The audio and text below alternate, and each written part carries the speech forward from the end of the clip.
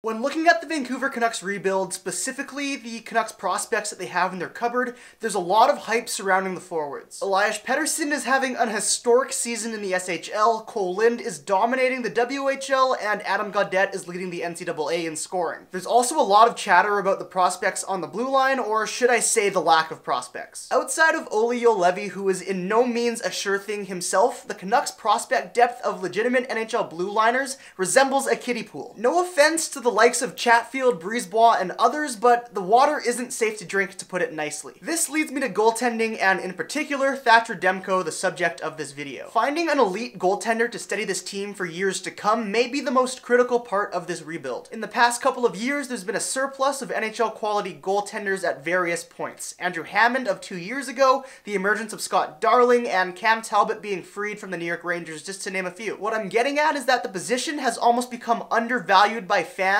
due to the impression that it's easier to find a capable starting NHL goaltender these days. And while there may be some truth in that, goaltenders are voodoo and one team's trash is another team's treasure, but it's undeniable that finding a top 5 elite goaltender sure ain't easy. Having a Carey Price caliber goalie does so much for a team. It frees them of worry that one mistake will lead to the back of their own net. The entire mentality and confidence of a team changes with the safety of having an elite goaltender. Not to mention that these goalies have the potential to steal games, keep teams in a game, and the very best are able to communicate with their teammates and dictate the defense. If you've ever played hockey with a good goalie and a goalie first learning the position, you know what I'm talking about. It's extremely freeing knowing that the last line of defense is the best player on the ice, and that in turn allows you to play your game. Confidence is everything. Either you're the scrawny Fogel or you're the 25-year-old Hawaiian organ donor McLovin. The mental side of any professional sport often decides the outcome of the game, and the NHL is no different. I believe that mental fitness is just as important as physical fitness, and when you have a goaltender who's good between the ears,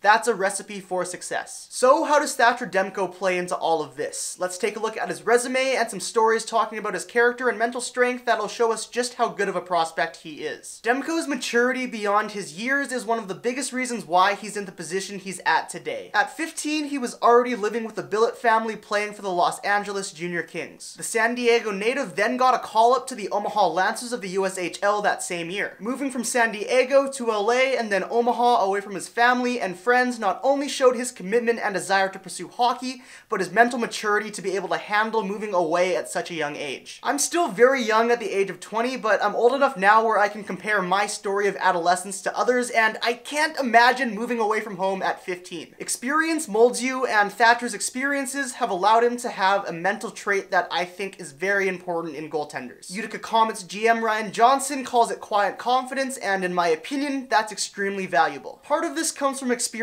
the passing of a friend, and that friend's mantra, have a purpose. In 2011, fellow goalie and friend Ian Jenkins passed away just days after signing with the London Knights from sustaining critical injuries after falling out the back of his friend's truck. This is what Demko had to say about him. He was just a young teenager, but he had this maturity about him. Whether he was on the ice, he was up in the weight room, he was reading some sort of goalie-related article, or watching a video trying to get better, he always had a purpose with what he was doing. When he passed away, I tried to embrace that the best that I could. This mindset of having a purpose with whatever he's doing has translated into being an extremely hard and motivated worker. From finishing high school a year early in order to play college hockey sooner to rehabbing both of his hips after surgery, Thatcher's work ethic is exemplary. During the 4 months after surgery when he was bedridden, he was still reading books and watching videos, still doing things with purpose. I did a bunch of little things that kind of gave me some tools in the toolbox to help myself with the mental aspect of the game, because I do feel like that's a part that I need to get better at if I'm going to be going to the next level. Even though he couldn't play hockey, he was still making sure he was becoming a better hockey player. In order to finish high school a year early, he had to complete his senior course load over the summer, and I love his attitude towards it. If I don't play 15 years in the NHL, I will be so pissed. I'm not doing this for 3 or 4 years in the show. It's the self-awareness or quiet confidence that makes Thatcher Demko such an intriguing prospect for me. I believe Thatcher has the work ethic, the mental wherewithal, and the motivation to become an NHL goaltender, and we haven't even looked at his stats yet. Demko saw a steady progression in his save percentage during his time at Boston College. In his draft year, he posted a .919 in 24 games as an underage freshman. The next year, he posted a .925 in 35 games, and it should be noted that during those 2 years, he didn't have full mobility in his hips,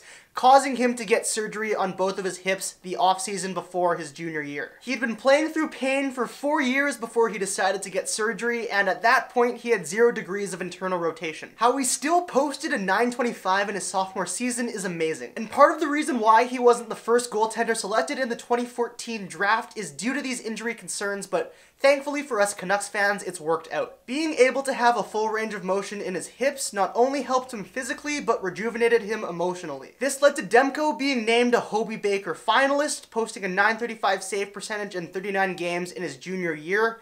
Good for 4th in the NCAA. In his first year playing professionally with the Utica Comets, he struggled off the bat. After his first 6 starts, Demko had an .876 save percentage. If we eliminate those first 6 games, the last 39 games, Demko posted a .912 save percentage. Not too bad for a rookie playing on a middle-of-the-pack AHL team. This year, in 29 games, Demko has a .929 save percentage and was named to the AHL All-Star game. He currently sits 5th in the AHL in save percentage, with Ville Husso and Garrett Sparks being the only 2 goaltenders above him with legitimate chances at having a meaningful NHL career. What makes this more impressive is that Demko is doing this while facing the 3rd most amount of shots in the AHL with 947. Husso has faced 624 and Sparks 729. Garrett Sparks also plays for the AHL's best team and is 2 years Demko's superior. Looking at his game-by-game save percentage this year, he's been on fire since game 15 without registering a game below 900 in save percentage. He's been on an absolute tear recently in his past 11 games, maintaining a 5-game rolling average of around 940. Now, none of what I am saying will guarantee that Demko will be a great NHL goaltender, but these are encouraging signs. As far as where Demko should be playing next season, I have no idea. I don't know what's best for him. It's hard to compare goalies because everyone's circumstance is unique, but I'd say a rough timeline for him would be to start in the AHL next year and be called up if injuries occur. I could also see the Canucks trading Anders Nilsson either this year or in the summer in order to make room for Thatcher Demko. That's a viable option too, considering his growth curve, and if it's clear he needs more time in the AHL, they'll sign a free agent goalie for insurance. It's not like wins will matter next year either. So that's gonna do it for me for this video. Thank you guys so much for watching. I hope you guys enjoyed it. If you did, please leave a like. It really helps me out knowing if I'm doing stuff right or wrong. And if you're new to the channel,